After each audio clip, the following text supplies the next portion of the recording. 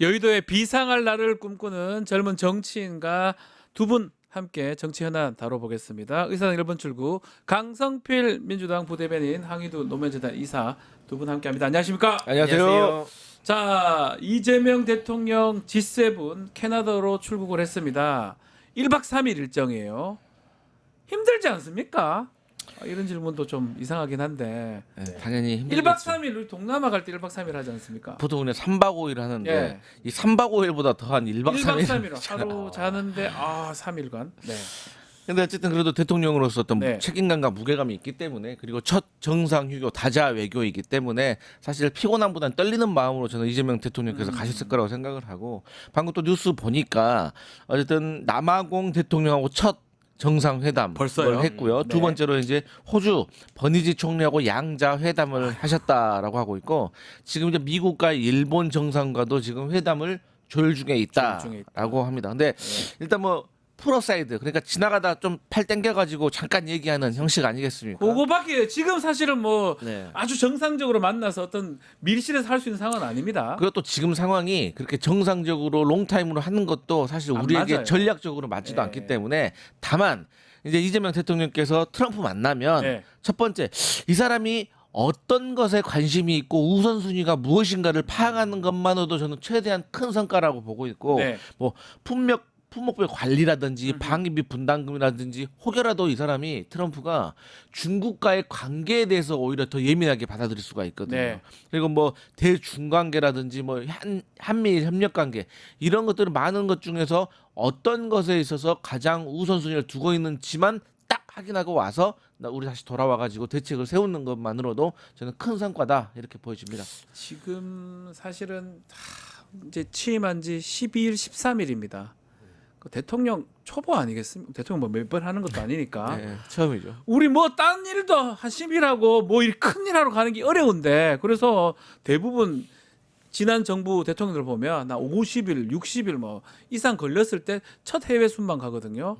진짜 빨리 1박 3일로 해가지고 이렇게 많은 정상들 만나러 간다. 와, 이게 참 놀랍긴 놀라워요. 그렇죠. 그래서 뭐 유능한 준비된 대통령이라는 생각이 예. 다시 한번 들고, 앞에 쪽 말씀 주셨듯이 사실 미 에너지부에서 대한민국을 민감 국가로 지정했다 해서 다들 깜짝 놀랐거든요. 그때 너무 놀랐죠. 그 핵심 이유가 사실 내란이랑 예. 그다음에 핵 무장론 자꾸 타령해가지고 심지어 지금도 국힘에서 그런 주장하는 사람 여전히 있는데, 이제 그런 문제들을 해결하고 다시 정상화하는 거, 이게 네. 굉장히 또 중요한 문제다. 다만 이번에 그거를 뭐 해결할 수 있는 건 아니고, 말씀 주셨듯이 서로 이제 얼굴 트고 이제 뭐 무엇을 원하는가 이런 걸 이제 파악하는 정도인데, 문제는 이제 또 자칭 보수 언론, 전 네. 그 뭐 보수 언론이라고 보지도 않고 하는데, 어쨌든 그런 데서 평가 절하를 하고 막 그러지 않겠습니까? 또 평가 절하할 것 같다 이런 생각이 들군요. 예, 그리고 이게 또 이재명 대통령이 하면 엄청난 성과도 사실 예. 되게 별거 아닌 것처럼 맨날 만들잖아요. 줄여서. 예. 근데 윤석열 정부 때 돌아보면 이제 3년이었는데 네.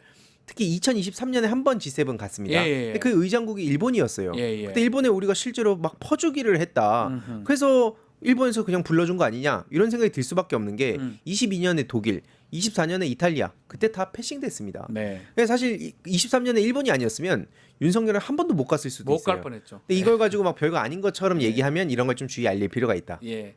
저는 그때 자꾸 기억이 나요. 윤석열 47초 회담. 컷이래. 죄송해요. 회담.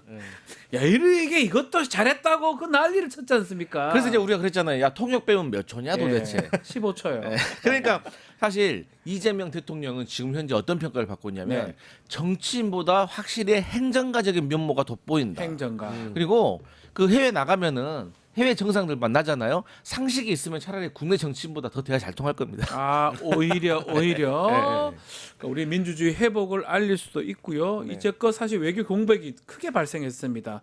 벌써부터 이제 활동을 하면서 뭐 한 번에 엄청나게 막 영어 막 해가지고 하는 거, 그런 거 우리 안 바랍니다. 네. 정말 외교 공백을 메꿀 수만 있으면 되지 않겠나. 특히 그 생각을 해요. K 저는. 데모크라시가 지금 전 네. 세계적으로 주목을 받아서 코리아 이즈 백 아닙니까? 실제로 전 세계에서 극우 세력들이 득세를 하고 있다 보니까 이걸 지금 국민들의 힘으로 극복을 했고, 네. 특히 전 세계인들이 또 그 장면을 보지 않았겠습니까? 12월 3일 날 유튜브 방송을 그러니까요. 하면서 이제 이런 거에 대해서도 아마 많이 궁금해 할 겁니다. 네. 지금 뭐 미국 같은 경우에도 트럼프가 거의 그 미국의 윤석열 소리 듣고 있는데 있는데 거기에 지금 또 김건희 뭐 관련한 네. 피켓까지도 지금 수출이 됐더라고요. 그렇죠. 나왔더라고요. 네, 이게 김건희 대한민국입니다. 얘기. 알겠습니다. 외교 공백 잘 메꿔서 또 금방 돌아올 것 같아서 사실 그렇긴 한데 국민의 입장에서 기대를 해보겠습니다. 자, 국내 정치권 소식 또 전해드리겠습니다. 자, 원내대표 선출됐습니다. 국민의힘. 자, 결국 송원석 의원인데 TK 아니겠습니까 또?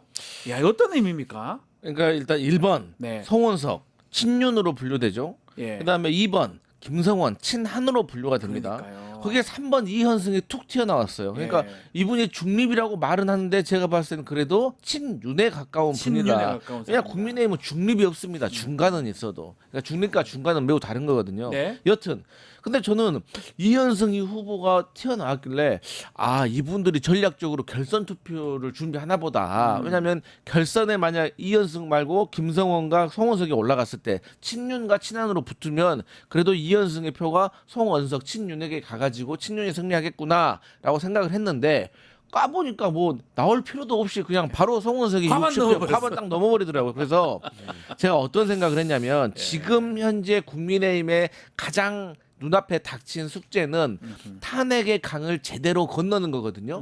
그런데 이 원내대표가 지금 해야 될 역할은 이 탄핵의 강을 건널 이 배를 만드는 역할을 해야 되는데 네. 친윤 성향의 신임 원내대표의 면모를 보니까 아직도 국민의힘은 탄핵의 강을 건널 마음이 없구나라고 저는 생각이 돼서 그러면 이제 원내대표가 뽑혔기 때문에 전당대회 준비를 할 텐데 전당대회가 열려봤자 과연 또 어제 압도적으로 친윤 성향이 당선이 되는 걸 보면서 국민의힘이 새로운 전당대회를 연다고 하더라도 이제 또 다시 어떤 제대로 된 변화와 혁신, 쇄신의 길로 가기는 어려워 보인다. 근데 이게 마냥 저희 민주당에게 좋은 게 아니거든요. 그래서 야당이 좀 제대로 서서 할 얘기도 좀 해주고 협력할 것도 협력을 해줘야 국민들이 보기에도 협치가 되는구나. 이재명 대통령 되니까 다르구나를 보여줄 수 있는데 뭐 이상한 사람들이 지도부가 돼서 또 말도 안 되는 소리 하게 되면 어쩔 수 없이 또 갈등이 생길 거 아닙니까? 네. 이게 걱정됩니다. 1차 과반 친윤 당선 이렇게 표현할 수 있거든요. 네. 이변이 없었고 네.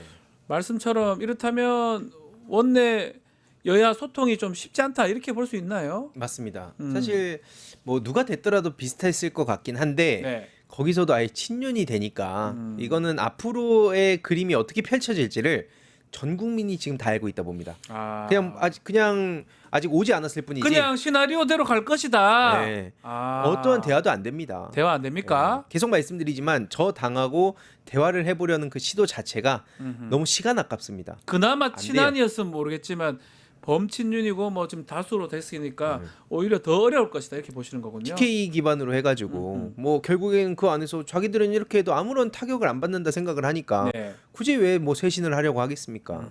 네, 그 안에 남아 있는 생각이 다른 정치인들이 예. 지난번에 대선 기간에 좀 많이 나오지 않았습니까? 물론 이제 국힘에 있는 사람들은 아니긴 했지만, 네. 그러니까 본인이 진짜 보수 정치를 하고 싶다면 지금 거기서 있을 수가 없는 거죠. 근데 그럼에도 불구하고 여전히 남아 있는 사람들은 같이 역사의 뒤안길로 사라지겠다는 판단을 한 겁니다. 그 원내대표 개개인 김병기, 송원석 두 원내대표 네. 두 사람의 케미는 좀 우리가 기대할 수 있습니까? 저는 이제 다행인 점은 다행인 점. 두 분의 성향을 봤을 때 조금 조용하고 그런 어떤 협상이 진행되지 않을까. 예, 왜냐하면 예. 이제 송원석이 신임 원내대표가 기재부 차관 출신입니다. 기재부 2차관 네, 됐죠. 그러니까 예. 정통 경제 관료 출신인데 이 관료 출신들의 특징이 이게 이제 공무원의 관성이 남아 있어서 크게 상식에서 벗어나는 행동에 대해서는 조금 또 이렇게 본인 스스로가 좀 거부감을 느끼는 면이 있습니다. 네. 대신 좀 안 좋은 게 좀 창의력이 없죠. 그러니까 지금까지 공직자로서 해왔던 두 사람 다 공교롭게 국정원 인사처장 출신, 네. 그 기재부 차관 출신 송원석. 근데 이게 뭐가 문제냐면 이 공무원 출신들이 평소에는 크게 상식에서 벗어나지 않는 행동을 하려고 하지만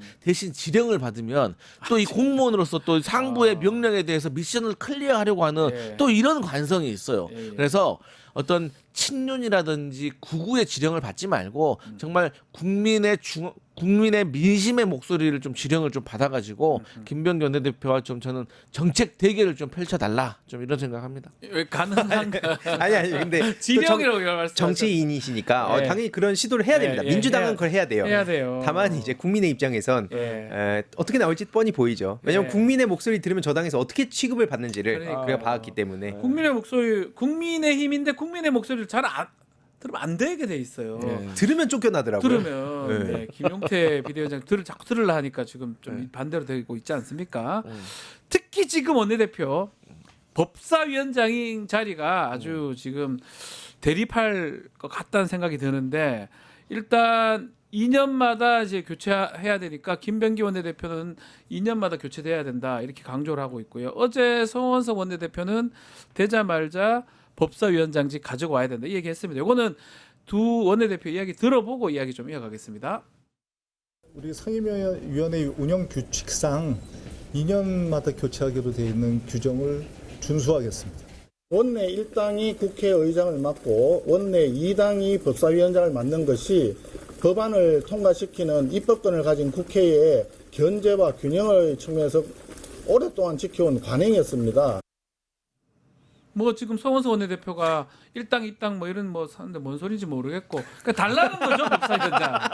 달라는 거 아니에요? 그렇죠, 달라는 거죠. 좀 더 이거 아닙니까? 근데 저는 이제 일단 성원석 확실히 정치의 상상력이 부족하다. 네. 이 정치는요 주고 받는 거예요. 그렇죠. 그럼 내가 내가 뭐를 줄 테니까 너 이거 줘라고 얘기를 해야지. 설득하는 거잖아요. 그렇죠. 뭐 예컨대 뭘 좀 네. 권한 줄일 테니까 네. 주면 안 되겠니? 밑도 뭐 끝도 없이 뭐라고 달라고 하면은 누가 주겠습니까? 네. 그리고 미국이나 독일이나 일본 보더라도 다수당이 위원장을 하고 있고 네. 우리 한국도 17대에서 20대까지 다수당 위원장을 했습니다. 근데 제가 이제 국회에서 뭐 10년 넘게 일을 해봤지만 사실 대한민국 국회 관례는 의장과 법사위원장은 좀 달리했던 경향은 있었어요. 그런데 이 관례가 언제부터 깨진 거예요. 그렇기 때문에 더 이상 국회에서 22대 현재의 국회에서 관례 따지는 거는 되게 바보 같은 얘기다. 그러면 실리적으로 얘기를 해야 되는데 저는 이번 기회에 차라리 법의 명시를 좀 했으면 좋겠어요. 법에 명시하면 좋겠다. 네, 그러니까 서로 협의를 해가지고 왜냐 어차피 야당이 여당 되고 여당이 또 야당을 됩니다. 그렇기 때문에 우리도 뭐 천년만년 하는 건 아니지만 그래서 합리적으로 국민 눈높이에 맞게 해야 된다. 하지만 지금 이 현재 현재 시점에서는 이 법으로 제대로 정비하기 전에는 민주당이 가져가야 되는 이유가 뭐냐면 어차피 우리가 거의 대부분의 상임위에서도 다수를 차지하고 있기 때문에 네. 민주당이 추진하려고 하는 법안이 그대로 통과되게 되어 있습니다. 결국 시간의 문제일 뿐이에요. 그렇다면 책임 정치를 구현하는 차원에서 민주당이 신속하고 빨리 제대로 된 법안을 통과시키고 예산도 통과시켜가지고 이재명 정부를 제대로 조력을 해야 되고 우리가 잘하면 잘하는 대로 선택도 받는 것이고 못하면 못하는 대로 책임을 지는 것이기 때문에 이 상황에서 국민의힘에게 법사위원장을 준다? 이거는 그저 발목을 잡으라고 발목을 내주는 거하고 똑같다. 발목을 내주는 거래. 잡아라 이렇게 하면서 네. 김도읍 위원장 기억이 기억나죠. 네. 트라우마로 국민의힘 남아 출신. 있죠. 네. 그리고 아까 그 송원석 원내대표가 한 말 네. 입법권을 가진 국회의 견제와 균형 네. 이 말을 하는 게 정말 웃긴 게 뭐 찐윤 말씀드렸지만 그러니까 그 도로 찐윤 말씀드렸지만 네. 아니 윤석열이라는 그 내란 수괴가 대놓고 입법권을 부정하면서 그냥 행정 권력으로 모든 걸 찍어 누르려고 했던 거 아닙니까? 근데 그랬던 사람들이 갑자기 나와가지고 무슨 뭐 저렇게 사전을 읽는 것도 아니고 아무 의미도 없는 공허한 얘기를 하고 있다. 네. 예, 지금 전 국민이 내란이 지금 아직까지도 사실 종식이 안 됐다고 판단하고 있는데 뭐 저런 황당한 얘기를 하고 있습니까? 자 그럼에도 지금 이렇게 논란이 되는 게 지금 정청래 법사위원장이 이 법사위원장을 직을 내려놓으면서 일어난 일 아닙니까? 그래서 야, 빌미를 좀 준 거 아니냐 이런 얘기도 또 내려놨으니까 국민의힘 줘야 되는 거 아니냐 이런 얘기가 일각에 있습니다. 그러니까 그야말로 일각인 거고. 일각입니까? 그래서 제가 말씀드리잖아요. 예. 그런 틈을 발견했다고 하면 예. 그 틈을 파고들려고 국민의힘이 했다고 하면 전략적으로 뭐를 내놔야 될 거 아니에요. 내놔야 될 거 아니에요. 근데 뭘 줄 수 있나? 이 상황에서 뭐 김민석 국무총리 후보자 뭐 인사청문회를 뭐 하루 더 하자면 뚱딴지 같은 소리나 하면서 뭘 내놓으면서 달라고 해야지. 요즘 세상 기브 앤 테이크 기본적인 영어 아닙니까? 이 정치라는 게 이게 주고 받는 건데 예전에 이런 게 법사위원장 줄 때 이제 정말 법사위원회로 돌아간다. 네. 뭐 자꾸 심사 이런 것만 네. 하는 걸로 네. 돌아간다 하고 사실 줬었거든요. 네. 지난번에. 근데 결국 안 됐죠. 안 됐기 때문에 맞습니다. 문제인데 만약에 국민의힘이 법사위원장 가져간다면 아마도 법안이 통과가 엄청 늦어지거나 맞습니다. 맨날 붙잡고 있겠죠. 그렇죠. 그죠? 그거 예상되잖아요. 모든 길은 이 검찰로 통하는 것처럼 네. 검찰이 그래서 본인들의 의지에 따라서 누군가는 뭐 기소를 하고 네. 누군가는 그냥 덮어주고 이러면 이제 아무것도 못했듯이 지금 이것도 마찬가지거든요. 모든 길은 지금 법사위원장을 통과해야 되다 보니까 거기서 그냥 대놓고 목리를 부리면 뭐 방법이 없는 거예요. 그러니까. 그러다 보니까 이거는 우리 국민들도 특히 학습 효과라는 게 있기 때문에 더 이상은 안 낚입니다. 근데 예. 법사위에 대해서 우리 시청자들 좀 설명을 드려야 되는 게 네. 법사위가 다른 상임위하고 다른 특이한 점이 하나가 있는데 다른 상임위에서는 어떤 법안이 올라오게 되면 다수결로 해서 통과를 하든지 뭐 계류를 시키든지 합니다. 네. 그런데 법사위는 단 한 명의 국회의원만 반대를 하더라도 다시 소위로 돌아가서 심사를 해야 됩니다. 그게 무슨 뜻이냐면 여당이 통과시키려고 하는 법안이 있는데 그냥 딱 한 명만 야당에서 딱 한 명만 반대라도 돌려가야 되거든요. 그러면 이것을 의사 일정을 조율을 해줘야 돼요. 아. 그렇기 때문에 법사위원장이 상당히 중요합니다. 중요하죠. 사실 우리가 통과시키고 싶은 법안이 있으면 국회의장도 민주당 소속이기 때문에 우리 일명 패스트트랙이라고 하잖아요. 신속 지정이라고 해가지고 이제 국회의장한테 바로 올려가지고 일정 기간이 지나면 그래서 바로 본회의에서 표결을 붙일 수가 있는데 네. 그렇게 되면 너무 우리가 어떤 혁신이라든가 개혁 입법을 통과시키는 속도가 늦어지기 때문에 말만 패스트 트랙이지 시간이 엄청 더 걸립니다. 슬로우 트랙이 됩니다. 예, 엄청나게 180일 뭐 이런 식으로 걸리기 네. 때문에 이 제목만 그렇지 사실은 법사위원장이 맡기 시작하면요 네. 모든 게 끌어지고 모든 게 맞습니다. 딜레이가 됩니다. 그래서 법사위를 안 열어버릴 수가 있어요. 안 열 수가 없어요. 네, 네. 진짜. 자, 그 정청래 위원장 결국은 당 대표에 나가겠다. 8월 2일 날 지금 민주당 당 대표 전당대회 이 공식 발표가 됐습니다. 자, 박찬대 전 원내대표도 뭐 가능성 있다고 얘기하는데 집권 여당의 첫 당 대표 아닙니까? 네. 우리 황희도 이사 보시기엔 어떤 당 대표가 필요한 겁니까? 지금 상황이 제일 중요한 건 네. 저들을 대화와 타협의 대상으로 삼지 않는 거라 봅니다. 아, 그래요? 예, 그러니까 협치하면 안 된다. 이 말. 협치는 민주당 말고 예를 들어서 뭐 다른 당들 있잖아요. 아, 다른 당들. 다른 야당들과는 다 협치를 해도 예. 좋다고 보는데 이 내란 선동당, 내란 네. 폭도당하고는 협치를 안 하는 아하. 그런 강력한 의지를 가진 당 대표가 돼야 된다고 생각합니다. 예. 그러니까 협치라는 게 이제 말로는 협치인 거지만 정의적인 방향으로 가야 된다. 이 말씀 같아요. 왜냐면 앞서 보셨듯이 예. 아니 입법권 타령을 어떻게 저들이 합니까 지금 대놓고 그걸 짓밟으려던 사람을 끝까지 수호하다가 이제 와가지고 마지못해서 손절하는 척하는 사람들을 어떻게 우리가 대화에 손절하려고 하고 있어요. 그런 움직임들이 있습니다. 또 이제 자기 살 길 찾으려고 예. 예, 그런 사람들입니다. 정청래, 박찬대 두 사람 지금 후보군인데 네. 좀 더 있습니까 후보군들? 없을 것 같아요. 아 없어요. 아예 또 이렇게 왜냐하면 없어요. 아예 이게 잔여 임기가 아. 1년입니다. 이 보궐 같은 느낌이죠. 맞습니다. 예. 그리고 지금 정청래, 박찬대, 정청래 너무 센 두 사람이 그 나와버리면 둘을 이길 수 있는 상황이 아니다. 그러면 민주당 당대표 출마하려면은 그냥 저 출마할게요 해서 되는 게 아닙니다. 아. 또 기탁금을 내야 됩니다. 돈 내야 됩니다. 예, 돈을 내야 됩니다. 뭐 어느 정당이나 다 그렇습니다. 그러면 그 가격 그 생각을 했을 때 이거 센 사람 두 명 사이에서 그러니까 옛날에 집단으로 뽑는다. 네. 그러니까 뭐 8명이 쭉 나와가지고 1등이 당대표, 2등부터 뭐 몇 등이 뭐 최고위원 하면은 또 많이 나올 수가 있는데 우리가 이제 분리를 하기 때문에 당대표 따로 뽑고 최고위원들 따로 뽑기 때문에 이거 함부로 못 나옵니다. 지도자급이 돼야 됩니다. 그러니까 저는 이걸 좀 축구로 따진다고 하면은 최정방, 메시와 호날두 같은 공격수와 네. 그다음에 그 누구죠? 그 지단 같은 지단. 최고의 미드필더의 미드필더. 싸움인 것 같다. 그러니까는 이게 1년의 그 어떤 잔여 임기임에도 불구하고 네. 이게 내년 나왔다는 8월까지입니다. 것은 내년 1년만 8월까지입니다. 합니다. 그러니까 이분들이 확실히 이재명 대통령 체제에서 첫 번째 지도부를 본인들이 이끌면서 제대로 성공을 뒷받침하겠다라는 충성심을 보여주는 건데 저는 그래서 이걸 참 높이 평가합니다. 왜냐하면 정청래 의원 같은 경우는 서울시장 노린다는 말이 있었거든요. 그 말이 있었어요. 그리고 박찬대 의원 같은 경우는 인천시장 인천시장 얘기가 있었죠. 이분들은 사실 나가면은 뭐 거의 될 가능성이 매우 높으신 분들인데 네. 이분들이 그거를 왜냐 지도부는 미리서 내려놔야 됩니다. 요번 당 대표 되면 그 지자체 선거 못 네. 나가는 거죠? 예, 그러니까 나가려고 하면 훨씬 전에 그만둬야 되기 뭐 때문에 90일 예, 제한이 있지 예, 않습니까? 그렇기 때문에 이게 좀 어려운 거죠. 형평 포기한 거고 차차기 당 대표가 사실 정말 권력이 또 막강하거든요. 왜냐하면 2년을 온전히 할 수가 있고 그다음에 총선 공천권을 가져갈 수 있는 정말 당 대표이기 때문에 그 총선 공천권을 가져갈 수 있는 당 대표는 본인 공천권도 사실 또 확보되는 거 아닙니까? 거죠. 그래서 네. 정말 이게 다음 차차기에 거물들이 나오지 않겠느냐라고 예상을 했는데 확실히 민주당 이 살신성인 또 선당후사 이렇게 얘기하시네요. 네. 또 살신성인이라고 표현하네요. 평가 안 네네. 했습니다. 아, 맞습니까? 정청래 박찬대 나온다면? 예, 이게 치열하게 그 당의 미래를 놓고 경쟁하는 건 좋은데 다만 이게 과열이 돼서 지금 오늘 댓글도 지금 예. 소개를 제가 잘 안 해드린 게 예. 정청래 지금 의원이라든지 박찬대 의원이 그 얘기만 지금 처음부터 끝까지 그 얘기만 지금 예. 하고 있습니다. 그래요? 그만큼 과열돼 있어요. 지금 요 한 달 반 정도가 너무 네. 중요한 시기인데 8월 네. 2일까지. 그리고 사실 이게 또 너무 이 과열이 거세지다 보면 나중에 끝나고 나서도 출혈이 크거든요. 그러니까요. 근데 지금 중요한 건 이 우리가 지금 한 뜻으로 뭉쳐서 저들이랑 싸워야 되는데 그런 점에서 너무 그게 네거티브로 흐르진 않았으면 좋겠다. 아하. 그런 개인적인 생각이 있습니다. 자, 말씀대로 내년 8월까지 잔여 임기를 채웁니다. 최고위원 자리도 공석 하나 있잖아요. 네. 김민석 최고 자리. 네, 네, 네. 요거는 어떻게 되는 겁니까?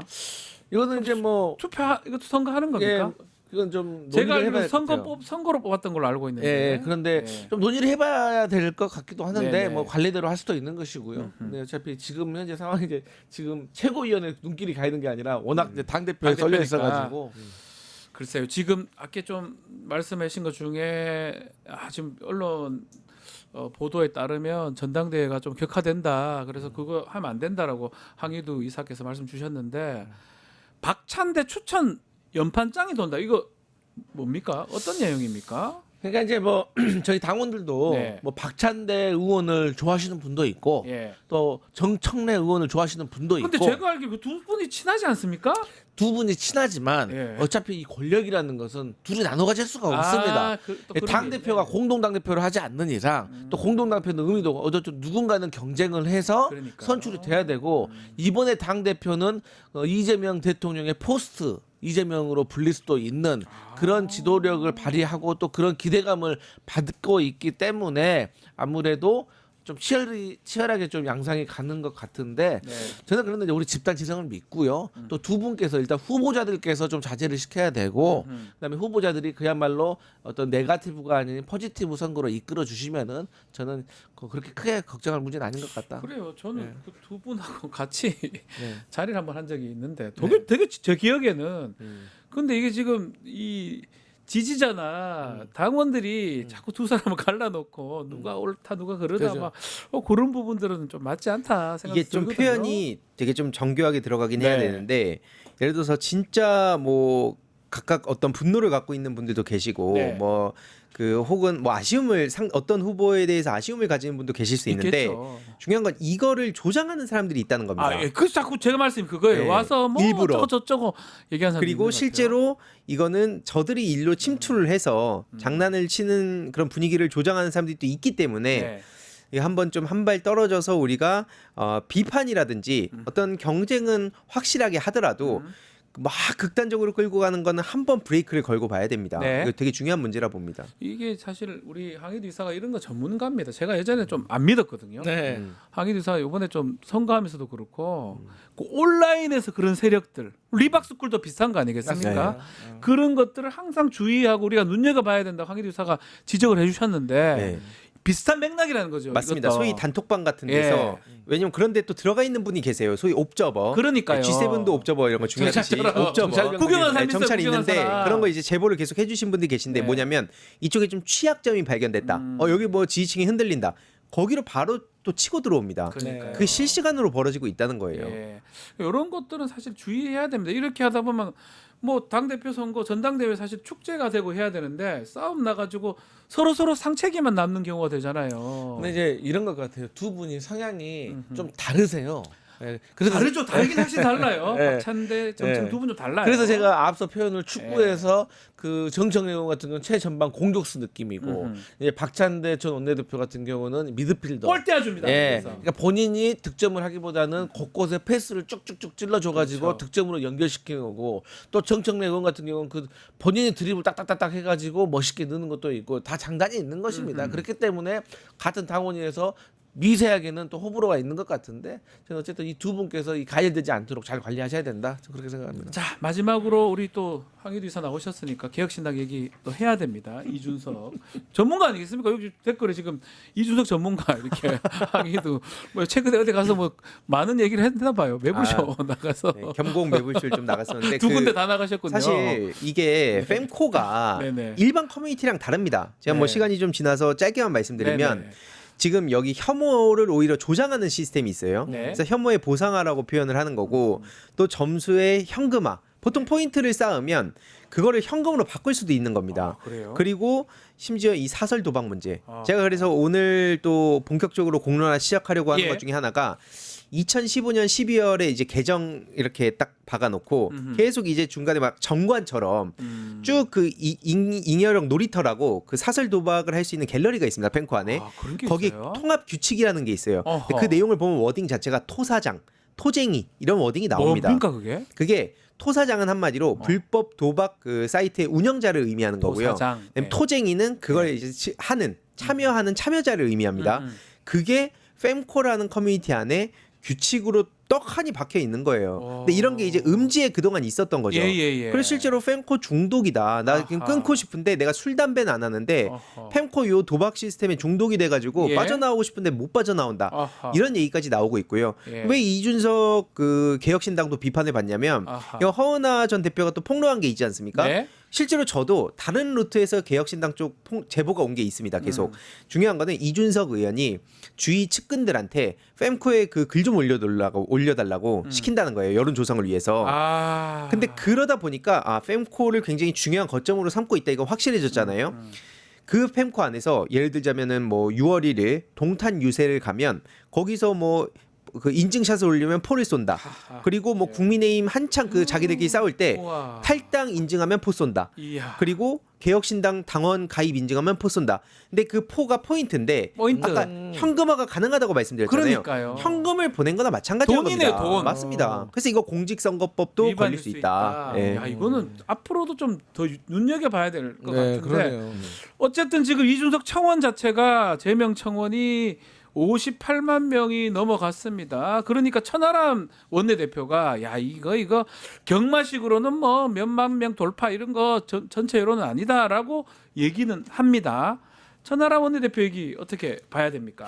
아니 58만이 뭐 국민 전체 의견으로 하기엔 너무 적다 이런 식으로 말하는 것 그렇게 같은데 말씀하셨어요. 그렇게 따지면 개혁신당이 얻은 표가 몇만 표입니까? 예. 그거 잘 모르는 것 같은데 그리고 우리 주민소환제라는 그 합법적인 그 절차가 있잖아요. 물론 네. 국회의원은 없지만 지방자치단체장들이 있습니다. 그러니까 아무리 선출직으로 선출이 됐다고 하더라도 아니, 잘못하면 이 주권자들이 다시 돌리는 겁니다. 네. 그런데 이제 국회의원 같은 경우는 그 절차가 없기 때문에 미비하기 때문에 지금 이런 상황이 일어나고 있는데 이런 것에 대해서는 선출직 공직자니까 어떻게 할 수가 없다라는 식으로 말하지 말고 잘못했다고 넙죽 엎드려야죠. 잘못 젊은 사람들이 그렇게 편갈라 가지고 편 먹으려고 그 지지 얻으려고 하고 이 자체가 잘못된 거 아니겠습니까? 아니, 천하람 원내대표가 이렇게 하는 게 더 공분 사는 거 아닙니까? 맞습니다. 어떻게 보십니까? 그러니까 이준석이라는 사람을 예. 지키지 않으면 예. 여기도 아까 그 저희가 뭐 송원석 원내대표 말씀드렸지만 예. 똑같아요. 아하. 사당화가 돼 있고 사당화돼 특히 있다. 그 싱크탱크라 불리는 fem코. 예, fem코에서 아 잠깐만요. 네. 펜코가 싱크탱크입니까? 싱크탱크입니다. 여의도 연구원, 예. 민주국원 아, 예. 하고 똑같이 펜코. 예. 개혁신당 펜코. 개혁적이네요. 예. 그래서 실제로 거기를 보다 보면요. 그 대선 기간에도 그렇고 다음에 이준석 씨의 메시지가 어떻게 나올지가 다 보입니다. 네. 무슨 막 대단한 예측력을 가지고 있는 게 아니라 그거 보면 추천을 많이 받잖아요. 네. 그래서 그걸 그냥 셔틀하는 거예요. 펜코 셔틀 이준석. 근데 사실 인간 펜코 그 자체가 돼버렸죠. 인간 펜코라고 예, 하는데. 그래서 이준석에 조금이라도 반기를 든다. 예. 바로 거기 펜코에 싱크탱크에서 난리가 납니다. 그럼 싱크탱크에서 황희도 이사 별로 안 좋아하겠네요. 어제 특히 난리가 나서 난리가 났어요? 제가 그래서 이제 자정까지 선 넘은 사람들 사과문 보내라 했거든요. 몇 명 대통령 보냈더라고요. 아, 보냈고? 그래서 이걸 어떻게 할까 좀 생각 지금 중입니다. 법조 조치도 생각하고 법조 조치 계십니까? 가려고 하고. 아니 그러니까 폐구와 싱크탱크를 넘어서 이제 그럼 최고위구나 최고위. 최고위에 네, 개혁신당 최고위네. 맞습니다. 네. 아니 지금 이준석 이제 의원은 네. 본인 일이잖아요. 네. 본인은 슬쩍 빠져가지고 천하람 의원이나 원내대표나 펜코만 이용하는 것 같다는 생각도 드는데요. 어떻습니까? 우리가 정치적 전략을 짤 때 네. 뭐 우리도 그런 거 아니겠습니까? 경제는 이재명, 네. 특검은 당에서. 아. 그러니까 아무래도 공격적인 이미지 같은 경우는 우리 대통령에게 주지 않기 위해서 우리가 당에서 하는 것이고, 근데 이거 얼마나 아름다운 정치 전략이겠습니까? 근데 고작 여성 혐오라든지 그런 거 네. 잘못된 거에 대해서 총대나 매기하고 말이야 젊은 사람들이 잘못된 겁니다. 이준석이 뒤로 빠지는 모습 네. 전략적인 겁니까 이것도? 이것도 늘 그래 왔습니다. 좀 논란이 된다 싶으면 페이스북 맨날 뭐 막타치기 하잖아요. 그래서 바로바로 글 올리는데 네. 좀 본인이 생각해도 이게 답이 없다 싶으면 며칠 잠수 타거든요. 근데 특히 이번 건은 전 국민을 대상으로 지금 귀를 오염시켰기 때문에 네. 역풍이 어마어마합니다. 그래서 지금 좀 오래 빠져 있지만 나중에 언제 그랬냐는 듯이 또 딴 거 가지고 와서 아하. 최근에 또 맘카페 공격을 하고 있더라고요. 아 맘카페를요? 네, 동탄 맘카페에서 본인 민심이 날아가니까 아. 이제 뭐 갑자기 맘카페랑 뭐 의료계 쪽이랑 이렇게 갈라치기 하면서 그들을 지키는 쪽으로 항상 강자들과 약자들 나눠서 강자의 편에 섭니다. 갈라치기에서 강자 쪽에 편들어서 그 강자의 지지를 받아가지고 약자를 공격하는 모습. 맞습니다. 민주주의라는 게 그러니까 국민 통합이라는 게 말은 좋지만 완전히 100% 통합은 불가능해요. 아니, 독재가 아닌 이상. 불가능하죠. 근데 그러니까 당연히 모든 게 갈라치기 아니냐라고 그쪽에서 맨날 얘기하는 거예요. 아, 근데 신박하네. 네, 근데 사실 그 논리는 맞습니다. 그러니까 이게 들여다 보면 네. 다만 그럼 누구의 편에 설 것인가의 싸움인 거죠. 민주당 이재명 대통령은 어디에 서 있냐, 이준석은 어디에 서 있냐, 이걸 자세히 볼 필요가 있다는 겁니다. 자세히 눈여겨 좀 보시라. 아 오늘 황희도 이사 나오니까 이준석 전문가다 이 얘기는 확실히 하시네요. 이준석 좋아요. 제가 원조 준천지로서 그때 그 흑역사를 가지고 내가 이 사회에 좀 보탬이 되도록 노력을 해야겠다. 상대는 아하. 법과 뭐 논리와 이런 걸로 할 수 있는 사람들이 아닙니다. 저 키보드 워리어 출신이라서 잘 알거든요. 네. 아 본인이 키보드 게이머였어요. 아, 제가 너무 좋아했. 예, 제가 제일 좋아하는 게임을 또. 온라인. 예. 스타크래프트입니다. 네. 아세요? 아, 저는 그 굿데이 커맨더. 그렇죠, 그렇죠. 예스 하고 찍찍찍찍 쏘고. 아이고, 알겠습니다. 자, 오늘 의사당 1번 출구 여기서 마무리하겠습니다. 두 분 말씀 감사합니다. 감사합니다. 유튜브 구독하고 실시간 채팅과 댓글을 남기시면 매일매일 7,000TTCO를 드립니다. 참여 방법은 통통물 어플을 다운로드하고 회원가입과 로그인을 해주세요. 마이페이지에서 나의 회원 고유 번호를 복사해주세요. 유튜브 구독 후 실시간 채팅이나 댓글창에 고유 번호를 한 번만 입력하면 준비 끝! 지금 유튜브 채팅과 댓글 쓰기 참여하고 실천 TTCO 받아가세요.